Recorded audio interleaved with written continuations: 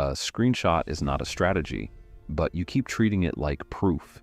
Someone posts the revenue, the car, the payout, the passive income dashboard, the "I did this in 90 days" story, and something in your brain says, that could be me. Maybe. But here's the part they do not put in the caption. You are not seeing the system. You are seeing the result. You are not seeing the failed attempts. You are not seeing the ads that did not work, the refunds, the debt, the lucky timing, the audience they already had, the years they cut out of the story. You just see the screenshot, and the escape trap depends on that. Because once you see the result, your brain starts filling in the missing steps.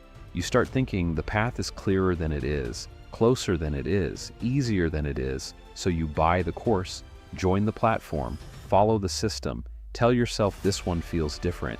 But what you bought was not wealth. You bought proximity to someone else's result. And proximity feels like progress until your bank account proves otherwise.